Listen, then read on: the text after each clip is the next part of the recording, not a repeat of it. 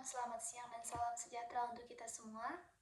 Perkenalkan, saya Natalia Ernanda Harista dari kelas PKK 1 semester 1. Di video kali ini, saya akan membahas resume pertemuan yang ke-9. Resume pertemuan yang ke-9 ini yaitu tugas dari mata kuliah Ilmu Sosial Dasar. Resume pertemuan ke-9 ini membahas tentang mobilitas sosial dan perubahan sosial. Nah, mobilitas sosial adalah pergerakan atau perubahan sosial individu atau kelompok sosial yang terjadi dalam suatu masyarakat. Ini bisa meliputi perubahan status, peran, atau kedudukan sosial yang seringkali diukur berdasarkan faktor seperti status ekonomi, pendidikan, atau pekerjaan. Mobilitas sosial dapat bersifat vertikal, yaitu naik atau turun. Status sosial seperti dari kelas ekonomi rendah ke kelas atas. Itu adalah salah satu mobilitas sosial yang bersifat vertikal. Ada beberapa faktor yang mempengaruhi mobilitas sosial, di antaranya. Yang pertama, pendidikan. Pendidikan mempengaruhi mobilitas sosial karena memberikan keterampilan, pengetahuan, dan sertifikasi yang memungkinkan individu mendapatkan pekerjaan dan menghasilkan lebih dari tinggi dan posisi sosial yang lebih baik. Yang kedua adalah ekonomi. Ekonomi mempengaruhi mobilitas sosial karena kondisi ekonomi yang baik atau buruk akan mempengaruhi peluang, pola, nilai, dan cara masyarakat berfungsi. Yang ketiga adalah perubahan sosial dan ekonomi. Perubahan sosial dan ekonomi mempengaruhi mobilitas sosial karena keduanya mengubah struktur, peluang, pola, nilai, dan cara masyarakat berfungsi. Yang sebaliknya, yang keempat, kebijakan pemerintah.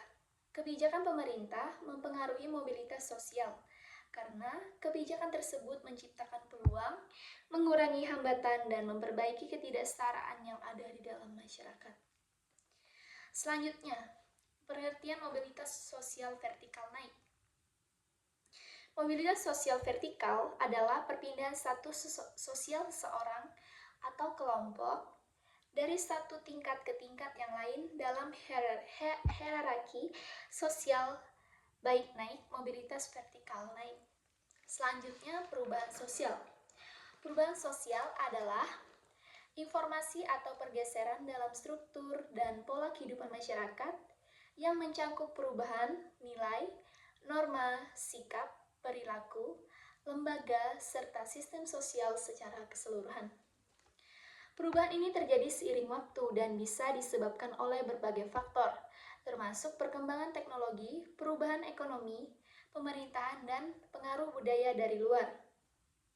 Selanjutnya, perubahan sosial dapat bersifat yang pertama, perubahan sosial yang bersifat lambat atau evolusi.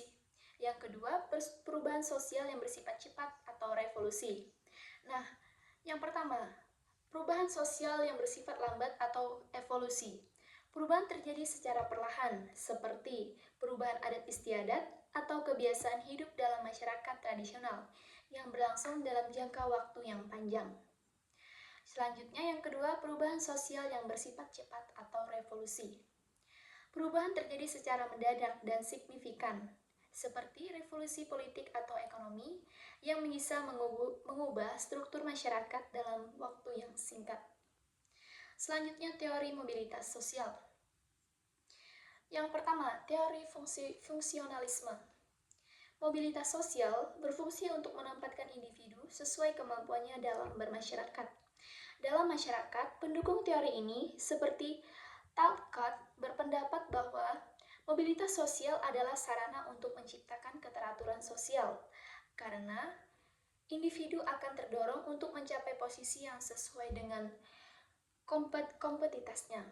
Selanjutnya, teori-teori mobilitas sosial dan perubahan sosial. Yang pertama, teori konflik. Teori konflik yang diperoleh oleh Karl Marx melihat mobilitas sosial dalam kerangka ketidaksetaraan dan perjuangan kelas. Dalam pandangan ini, mobilitas vertikal atau naik kelas seringkali sulit dicapai oleh kelas bawah, karena kelas atas memiliki kontrol atas kesempatan ekonomi, politik, dan pendidikan. Yang kedua, teori mobilitas. Teori mobilitas yang mempelajari perpindahan atau perubahan posisi individu atau kelompok dalam struktur sosial atau masyarakat. Baik itu naik, mobilitas vertikal naik, atau turun, mobilitas vertikal turun. Atau perpindahan ke posisi sejajar, yaitu mobilitas horizontal. Yang ketiga, teori interaksionalisme simbolik.